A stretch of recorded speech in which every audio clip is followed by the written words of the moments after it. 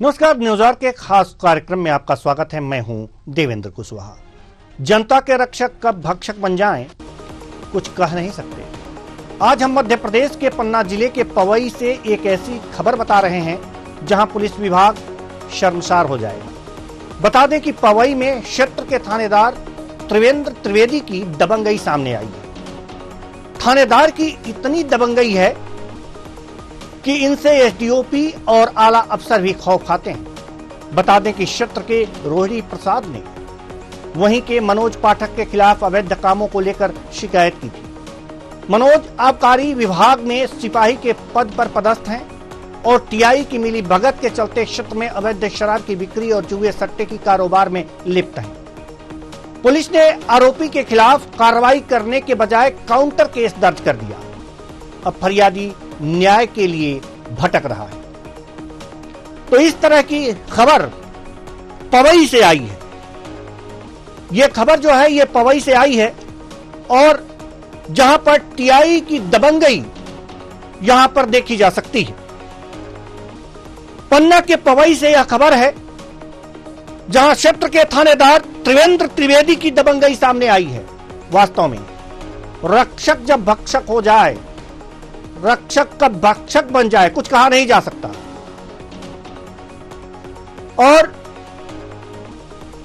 इस तरह की बातें जब मिलजुल कर अवैध शराब के खिलाफ अभियान चलाकर इसे खत्म करने की बात हो, वहां मिलजुल कर शराब माफियाओं के साथ मिलजुल कर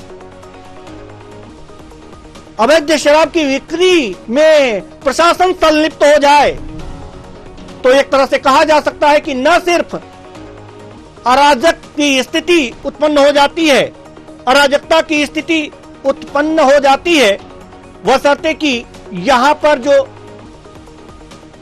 सरकार के राजस्व की हानि भी होती है। हमारे साथ फरियादी रोहिणी प्रसाद हमारे साथ जुड़ चुके हैं। बहुत बहुत स्वागत है आपका हमारे इस कार्यक्रम में रोहिणी प्रसाद जी। रोहिणी प्रसाद जी, सबसे पहला सवाल कि जो पुलिस होती है वो तो रक्षक होती है, एक तरह से मान लिया जाता है। उसे अगर जो कोई बात संज्ञान में नहीं है तो उसे संज्ञान में लाया जाता है। आपने वो कौन सा मामला संज्ञान में लाया और उस पर कार्रवाई के बदले काउंटर केस दर्ज कर दिया गया? सर, मेरा नाम रोहिणी प्रसाद है, निवासी मुराज, हाल निवास पर है। 1 तारीख की दरमियानी रात में खाना खा करके अपने कन्याशाला हाई स्कूल के पास टहल रहा था। तभी मनोज पाठक आबकारी आरक्षक की गाड़ी वहां पर पहुंची। टहल रहा था, सामने से गाड़ी रोकी गई और बोला तू इधर आ। गाली गलौज किया। बोलता है बगल में बैठे व्यक्ति बिल्लू रंगा तो बोलता है कि पिस्टल निकाल के उसको गाड़ी में डालो। तभी मैं डर के अपनी मैंने जान बचाई और मैंने 2 तारीख को महोदय ये किसी आवेदन की कॉपी है सर, मैंने पुलिस थाना प्रभारी के समक्ष प्रदान की। थाना प्रभारी के द्वारा 2 तारीख को ये दी गई, जिले में FIR कायम कर दूंगा। टाल मटोल करते रहे सर। 2 दिन 4 7 दिन ऐसे हो गया, आज कर दूंगा, कल कर दूंगा। 7 तारीख की बात है सर, उनका फोन आया कि तुम सुलह कर लो, अगर सुलह नहीं करोगे तो मैं तुम्हारे ऊपर काउंटर केस करा दूंगा सर। इतना दबाव मुझे थाना प्रभारी और पवन पुलिस के द्वारा सर बनाया गया। इसके बाद सर 8 तारीख को सर हमारे कथन लिए गए और बिल्लू राजा जो हमारे पक्ष में गवाही दी, जो उनके साथ में था, उनकी एक कॉपी है सर। तब भी कथन के बाद सर कोई कार्रवाई नहीं गई। सब थाना प्रभारी महोदय SP ऑफिस पन्ना मैंने सर एक अपना आवेदन 12 तारीख को सर ये मैंने दिया कि श्रीमान जी, थाना प्रभारी पवई के द्वारा मुझे दबाव बनाया जा रहा है और FIR कायम नहीं की जा रही है और थाना प्रभारी के द्वारा कहा गया है कि अगर तुम ज्यादा नेता बनोगे तो मैं तुम्हारे ऊपर काउंटर केस बनवा दूंगा। तभी SP महोदय के समक्ष मैंने ये पावती दी कॉपी है। उसके बाद सर 15 तारीख को 2-3 मिनट के बाद थाना प्रभारी के बाद तो मुझे FIR दर्ज की गई। मेरी FIR 12:58 पर दर्ज हुई है, जिसकी सर ये कॉपी है, ये कॉपी FIR की है सर। 4 घंटे बाद थाना प्रभारी के द्वारा सामने वाले आरोपी मनोज पाठक को फोन करके बुलाया गया कि आपकी FIR कायम हो चुकी है, आप आ जाओ, मैं काउंटर केस बनवा आपके उसके खिलाफ काउंटर केस मेरे ऊपर 4 घंटे बाद FIR दर्ज की गई, काउंटर केस बना दिया गया। अब सर मुझे न्याय चाहिए, न्याय के लिए मैं दर दर भटक रहा हूँ सर। इसके बाद मैंने पुनः SP ऑफिस अपने 17 तारीख को जब काउंटर केस बन गया फिर आवेदन दिया सर, तो मैं SDOP महोदय को जांच की, जांच में आज तक 20 दिन हो गए, कोई कार्रवाई नहीं की गई। इसके बाद सर मैंने 181 दायर किया, तो मुझे दबाव बना करके राम लखन मुंशी जी ने दबाव बनाया कि तुम 181 नहीं करवाओगे तो कोई कार्रवाई नहीं की जाएगी, तो मैं 181 करवाई। अब मुझे सर न्याय चाहिए, शासन प्रशासन के सामने मुझे न्याय की भीख मांग रहा हूँ। तो नहीं, आपने अपनी बातों में ये बातें कही हैं कि आप SP महोदय के पास गए और उनसे अपनी बातें रखी, उनसे भी अपने फरियाद की कि देखिए ये दिक्कतें हैं, ये शिकायतें हैं, काउंटर केस भी दर्ज होने के बाद भी अपने SP साहब के पास गए और उनसे बात की। क्या कुछ आश्वासन मिला आपको? क्या कुछ ऐसी कोई बातें? आपको करवाता हूँ, जांच के लिए उन्हें आदेश SDOP महोदय को दिए गए। सामने वाले का प्रभाव ज्यादा है सर, वो पैसे वाला व्यक्ति है तो उसकी ज्यादा सुनी जा रही सर। हमको ना तो कभी थाने में बुलाया गया सर, एक दिन सर गणेश सिंह मुंशी के द्वारा बुलाया गया कि यहाँ पे साइन कर दो, आपकी विवेचना हो चुकी सर। उसके बाद आज तक सर कुछ नहीं हुआ। 17/12 की SP महोदय की कॉपी है सर। तो मैं सर ये चाहता हूँ कि सामने वाले ने जो काउंटर केस किया है उसको खत्म करवा करके मुझे न्याय दिलाने की कृपा की जाए। काउंटर केस में आखिर आपने इन्हें जो भी मनोज पाठक के खिलाफ अवैध कामों को लेकर शिकायत दर्ज की थी, तो मनोज पाठक ने भी कोई केस दर्ज किया होगा। आखिर किस मामले में, कौन सा मामला आप पे लगाया था जो काउंटर केस में दर्ज है? जो मामला जो है, जो मैंने सर धारा 127, 296, 351 सेम टू सेम काउंटर बना के जो धारा मैंने उनके ऊपर पुलिस महोदय के द्वारा रिलीज दी गई थी, वही धारा उन्होंने मेरे ऊपर लगा दी, same to same counter case कर दिया।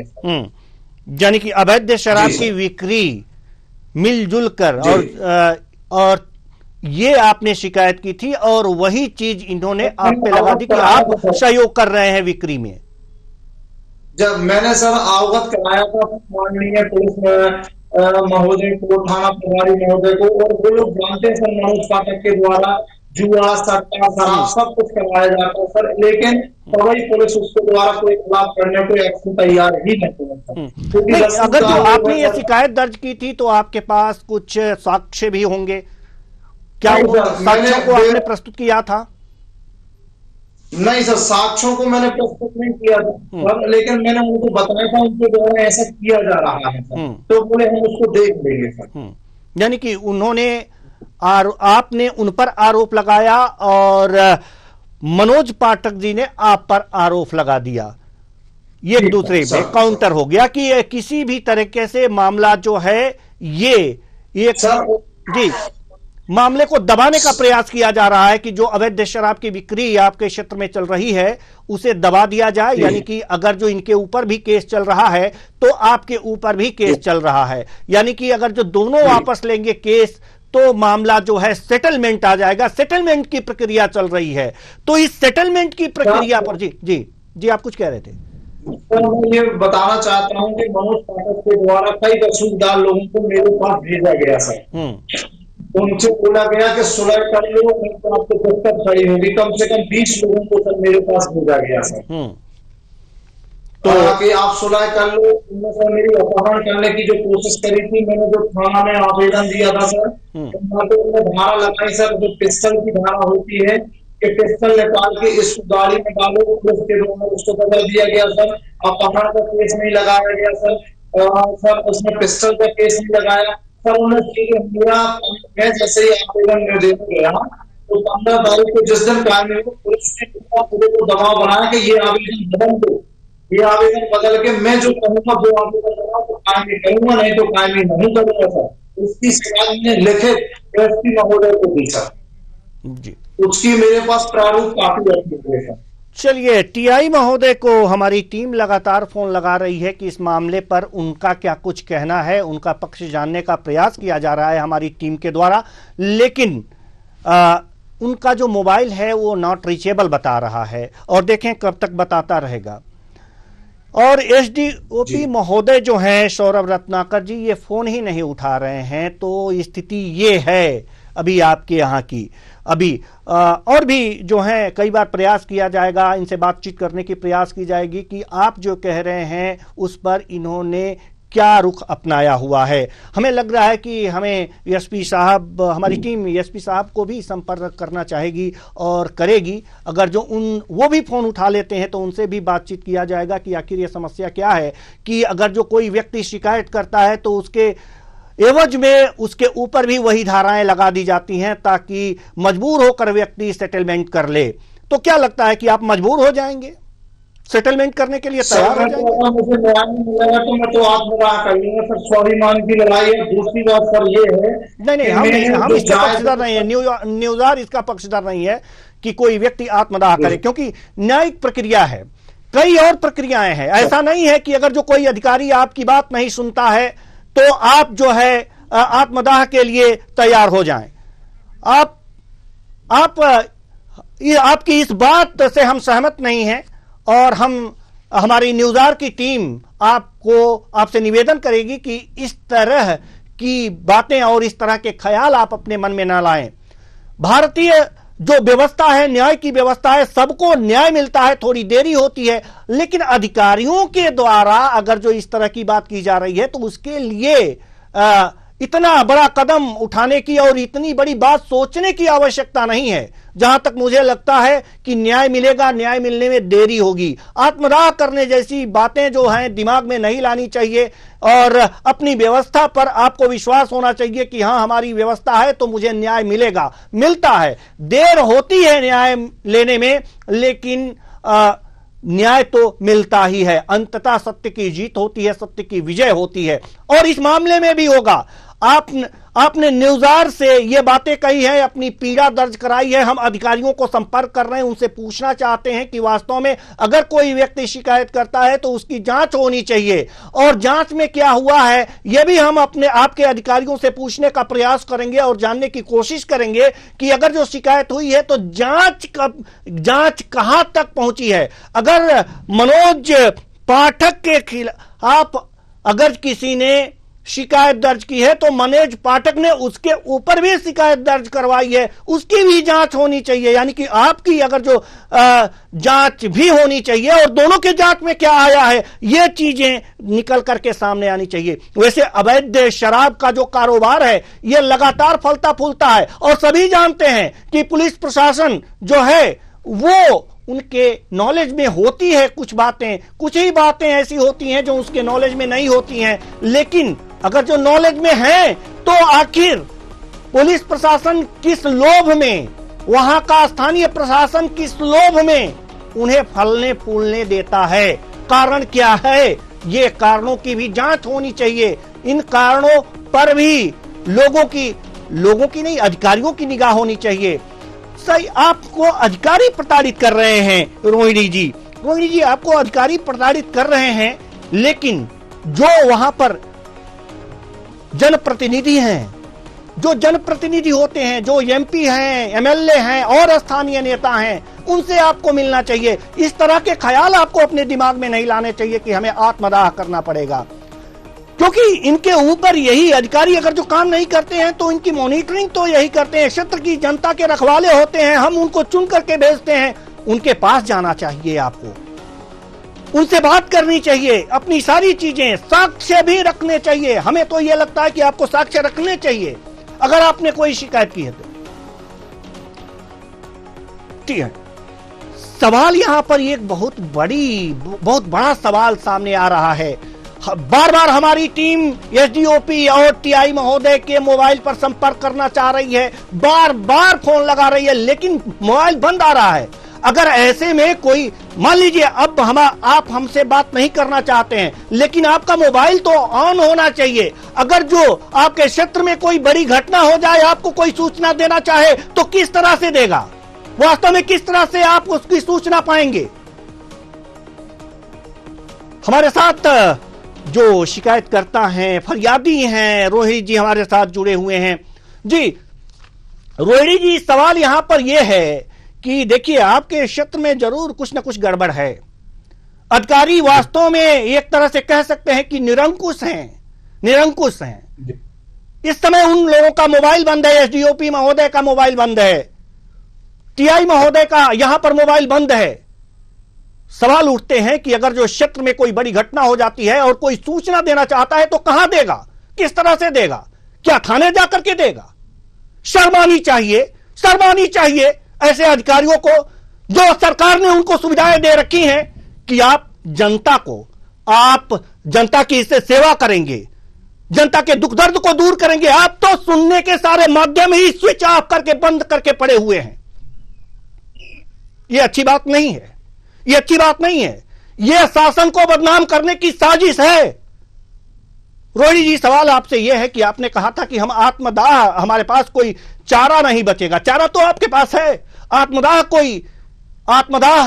कोई विकल्प नहीं है। जैसी बातें ख्याल में भी नहीं लानी चाहिए आपको। आपकी बात अगर जो अधिकारी नहीं सुन रहे हैं तो क्षत्रिय जनता जो जनता है वो क्षत्रिय नेता चुनती है, एमएलए चुनती है, एमपी चुनती है। अगर ये बातों को नहीं सुन रहे हैं, ये अधिकारी नहीं सुन रहे हैं, जिस तरह से अभी स्विच ऑफ बता रहा है इनका मोबाइल, जिस तरह से मोबाइल इनका स्विच ऑफ बता रहा है, इसी तरह से ये जनता के साथ ट्रीट करते होंगे, ये साबित हो रहा है यहां पर। तो आखिर आपने जनता के नुमाइंदे, जनप्रतिनिधियों से बात की इस बारे में? क्या कुछ कहना है उनका? सर, जनप्रतिनिधियों से बात नहीं हुई है। मैंने सर अभी कुछ व्यवस्था है, LTI महोदय जो कानून की एक कड़ी है, उसी के कर रहा था सर, लेकिन मुझे यहाँ 3 विभाग से कोई न्याय नहीं मिला। इसलिए सर मुझे थोड़ा सा सर न्याय के द्वारा बार यही कहना जाएगा, 2-3 लोग आया, अगर सुलह नहीं करोगे तो मैं काम कर दूंगा। मैंने सच्चाई बताई, सारी मेरा यहाँ तक कि दवा मतलब इतना सर, अगर ऐसा एक व्यक्ति के साथ होगा तो जनता को सर भरोसा उठ जाएगा, सर पुलिस विभाग पर भरोसा उठ जाएगा। बिल्कुल पुलिस विभाग पर भरोसा उठ जाएगा, लेकिन इतना जल्दी भरोसा उठाने की जरूरत नहीं है। अगर जो ये एक आध अधिकारी इस तरह के आ जाते हैं जो कि न सिर्फ लोगों की परेशानियों, उनकी समस्याओं से उनका कोई नाता नहीं होता, तो वो शासन को बदनाम करने का काम करते हैं। और शासन जो है बहुत ज्यादा बर्दाश्त नहीं करता इन लोगों को। और वास्तव में ये बातें जो हैं, हमारी टीम अभी भी लगातार लगी हुई है, एसडीओपी महोदय को लगातार फोन लगा रही है, टीआई महोदय को लगातार फोन लगा रही है, एसपी साहब को भी फोन लगाया जा रहा है। जैसे ही अगर जो इनकी सद्बुद्धि आती है कि हाँ बात करनी चाहिए, अपना पक्ष रखना चाहिए, तो ये लोग रखेंगे। और अगर जो इनको वास्तव में निरंकुश होंगे तो अपना पक्ष नहीं रखेंगे। आपने अपना पक्ष रखा हमारे न्यूज़ आवर पर आकर, अच्छी बात है, लेकिन सवाल यहां पर यह है कि सिर्फ इतना निराश नहीं हुआ जाता, इतना निराश होने की आवश्यकता नहीं है। हमारी जो न्याय की व्यवस्था है वो बहुत मजबूत है, सबको न्याय मिलता है, देरी से ही सही। आपको अब अगला कदम यह उठाना चाहिए कि अपने जनप्रतिनिधियों से मिलें, उनसे बात करें। वास्तव में ये अधिकारी निरंकुश हो गए हैं। यहां पर जो बैठे अधिकारी हैं वो जनता की बात नहीं सुन रहे हैं। अगर कोई शिकायत किया जाए तो काउंटर एफआईआर दर्ज कर रहे हैं, काउंटर केस कर रहे हैं। इस तरह की बातें आपको अपने जनप्रतिनिधियों से कहनी होंगी, क्योंकि हम इसीलिए तो उनको चुनते हैं, चुन करके भेजते हैं कि हमारी समस्या, अगर जो हमारा अधिकारी जो है वो निरंकुश है, हमारा अधिकारी हमारी बात नहीं सुन रहा है, तो हम अपने चुने हुए प्रतिनिधि के पास जाएंगे और अपनी बातें रखेंगे और कहेंगे कि देखिए हमने आपको चुना है, आप हमारे नुमाइंदे हैं, और देखिए आपका जो अधिकारी है ये हमारी बात नहीं सुन रहा। तो इससे पहले अब इसके बाद आपका निर्णय क्या होगा, हम ये जानना चाहते हैं। सर अब जनप्रतिनिधि सभी लोग जनप्रतिनिधियों के माध्यम से सभी को अवगत कराएंगे। सर अभी मुख्यमंत्री महोदय महानिदेशक भोपाल गया है, तो सबको हमारा एक न्याय किया जाए, और आपके माध्यम से भी हमने सूचित किया है कि हमारी, अगर आप हम इतने परेशान है तो परेशान। सर सबसे वास्तविक चीज ये है कि जब मेरा आवेदन 2 तारीख को गया था, आज 9 तारीख है, 1.5 महीने में 15 दिन के बाद मेरी एफआईआर दर्ज हुई, और वो भी एसपी महोदय के कहने पर, और जो वास्तविकता पे आवेदन था उसको हटा सर मैंने 181 से 181 नहीं कटवाओगे, आवेदन नहीं कटवाऊंगा। जबरदस्ती सर दबाव बनाने की कोशिश की जा रही थी, और इतना दबाव सर, इतना दबाव लोग जीने ललायत हो गया था। ये जो समस्या आपकी है ना, ये जो आप समस्या बता रहे हैं कि इतने दिनों बाद एफआईआर दर्ज की गई और इतने दिन हमको दौड़ाया गया, एसपी महोदय के शिकायत करने के बाद हमारी एफआईआर दर्ज की गई, ये सिर्फ आपकी समस्या नहीं होगी। उस क्षेत्र में बहुत से पीड़ित होंगे जो इस समस्या से जूझ रहे होंगे और ये सोच रहे होंगे कि चलो यार अब झंझट छोड़ो, ये लोग एफआईआर दर्ज नहीं करेंगे, हमारी शिकायत दर्ज नहीं करेंगे।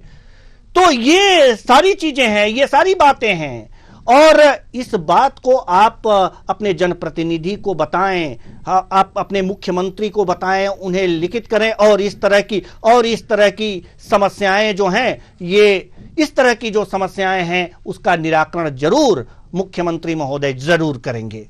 आप उन तक अपनी बात पहुंचाएं। तो टीआई की दबंगई, बहुत बहुत धन्यवाद हमसे जुड़ने के लिए और इस समस्या को बताने के लिए। सवाल यहां पर यह है कि टीआई की दबंगई है पवई क्षेत्र में थानेदार की दबंगई है, टीआई की दबंगई है, और आबकारी विभाग के सिपाही से मिलजुल करके कुछ अवैध शराब की बिक्री का खेल चल रहा है। शिकायतकर्ता के ऊपर भी काउंटर केस दर्ज कर दिया गया है। इस तरह एक तरह से देखा जा सकता है कि ये पूरी साठगांठ है, और अगर इस तरह की साठगांठ बनती रही तो जनता नीचे प्रताड़ित होगी, और जब जनता प्रताड़ित होगी तो शासन के लिए अच्छा नहीं होगा। इसलिए शासन तक ये बात पहुंचे और उस पर कार्रवाई हो। हम यही उम्मीद करते हैं कि वास्तव में जो स्वच्छ हमारा शासन है वो इस प्रशासन के द्वारा बदनाम ना हो, और अगर जो कोई कर रहा है बदनाम प्रशासन में बैठा नुमाइंदा, तो उस पर कड़ी कार्रवाई हो। वास्तव में तभी कुछ हो सकता है। फिलहाल इस कार्यक्रम में इतना ही, मुझे दीजिए इजाजत, नमस्कार।